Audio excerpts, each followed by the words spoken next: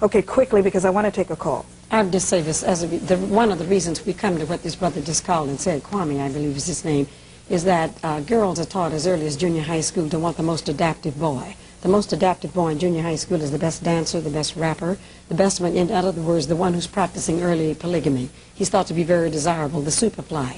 In the same junior high school, there may be Booker T, or George Washington Carver, the one who's found reading. This is the boy they don't want. After they're out of high school and in college, the Booker T then can be found doing the type work that you are doing, and they shunned him and didn't want him. Now the rapper and the best dancer who cannot find his way to the local welfare office is doing drugs. So you see the vicious cycle, which means we got to go down and start teaching them how to make... Can Troy throw something in that's going to make this an even more complicated discussion? Go ahead. For me, when I hear about relationships between black men and black women and how often we hear often they're kind of dysfunctional or don't work, for me, I have to throw in the racial component. That race is relevant in the relationships between black men and black women because race is relevant in education, the educational system, how we get educated. Race is relevant in the sense of, let's say, white men who are basically in control of this country for the most part. Black men, a lot of us feel that white men are threatened by black men. No, I don't want to be on. I'll be the anonymous person. White men are white men are threatened by black men, but white men are not threatened by black women. Therefore, white men do not have a problem. White men do not have a problem with black women achieving because they don't see black women as a threat. As a matter of fact, they would prefer that the black woman, educationally, financially, etc., would be over the black man because that plays into their their desire to keep the black man from being where they are. Now I don't say that as an excuse for black men not achieving, but I believe that it is a factor in this fight between black men and white men over resources, and therefore, and therefore the relationship between white men always being about, or oftentimes about, stymieing the progress of black men, correct me if I'm wrong, that therefore when black men relate to black women, that comes to play. Because if you can't get the job that you deserve because a white man is keeping you from getting the job, you can't do economically for your woman or for your children what the white man is doing for his.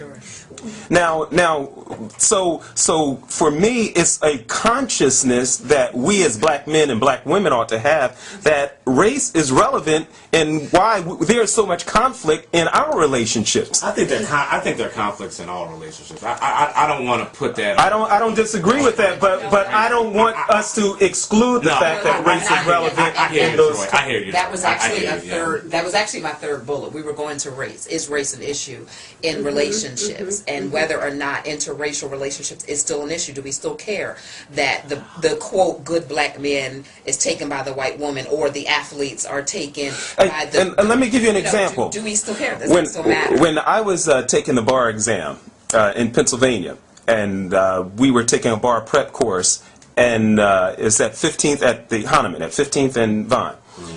And I was in there and I was looking around, and I got into a conversation with someone, I forget who it was, but anyhow, someone told me, he said, all of the male black DAs got white women.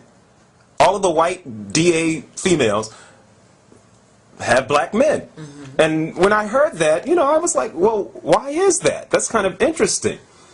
So you've got, and I don't know how true this is over the course of black men being in professions, but from anecdotal evidence, it seemed interesting that a lot of the educated black men were dating or married to or in relationships with white women. So how does that affect relationships, black men and black women? Renee, what were you going to say? I guess the question becomes, at what point did the black male decide that he was going to go with the white woman? Because when you look at it, when you hear a lot of black men talk about, especially someone who is a lawyer, obviously more than likely when they were growing up, they probably were rejected by black women. And why would that be? Well, sometimes when people are kind of smart, they may be kind of nerdy. Their presentation may not be cool. And so ultimately they turn to what was more acceptable. And unfortunately, this is a stereotype, and I don't like to deal with stereotypes, and I really don't like to deal with statistics too much. However, if you look at it from a stereotypical standpoint, African American women, what we think is attractive, especially when we're younger, isn't the nerdy looking guy. We kind of go for the guy that isn't as smart, doesn't present as well, the bad guy who ends up in prison. Is that also true for white women? White women, I mean, I think you see it more now, but typically white women understand, they're indoctrinated with the belief that you go for the guy that's going to be successful. Exactly. Not the guy that is cool or the athlete. You go for the guy that is going to be in a position that can influence the family and generations to come. And who does that? Judges, lawyers, doctors, entertainers, CEOs of companies. That's why I believe with my limited knowledge, I believe that's why you see white women, black men choosing white women, because they were the ones who accepted them first. Alright, I wanted to kind of do this video in response to an email I got, and I'll keep this person anonymous, but it's somebody who's a pretty good friend of mine here on YouTube. And you know, he recently emailed me and you know, explained to me the problems that he's been having with women, you know, stating that he has, you know, a hard time finding a quality woman, and when he does find that quality woman,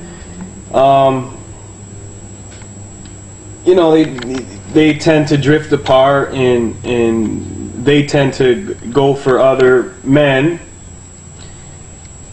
and you know, they just don't seem interested, is what he says to me. And he asked me if I think it's him, you know, and you know, as I read that email, I'm like, you know, it's, and I know I'm hard on women a lot, man. I'm hard on women a lot in my videos, and it may make me seem like I come across as being angry and bitter with women, and it's really not that. It's not that. It's the fact that a lot of them are very indecisive, man. A lot of females are very indecisive, and you know, a lot of them state they want something, you know, they want this, that, and the other in a male. They want certain qualities, but a lot of times those qualities are right in front of them, and they let them pass, man. A lot of females let the good guys pass, and this happens more in the black community than it does the white community, man.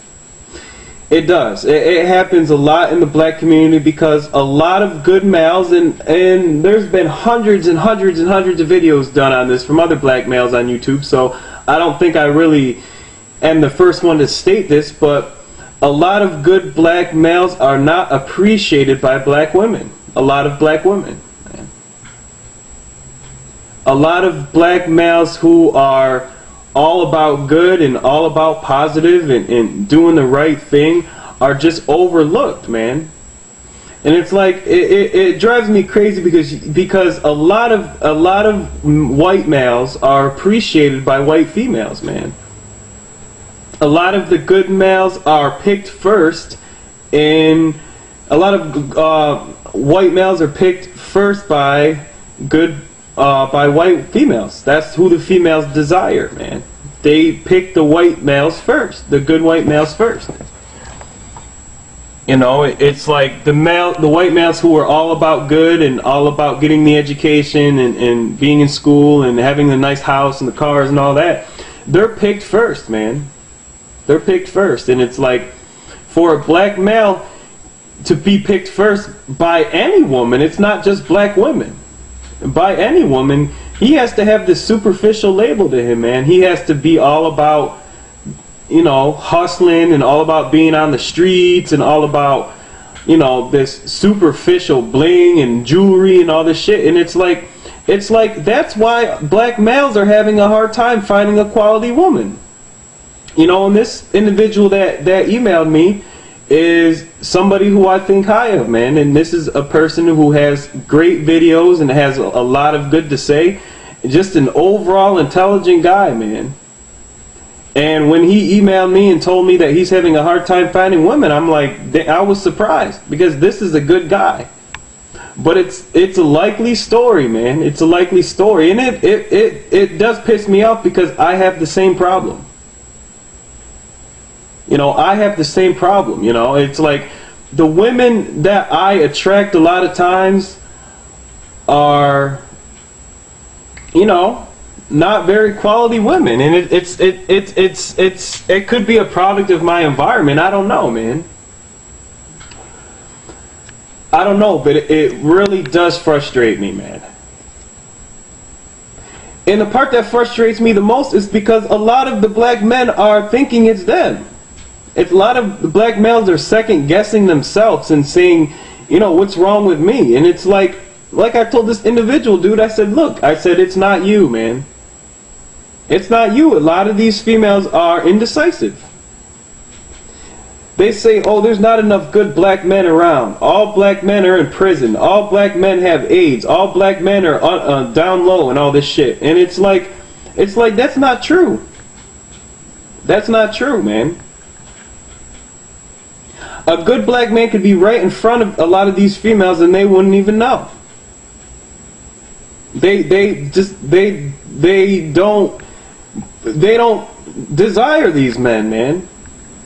They don't desire the good black men. They don't desire the good black men.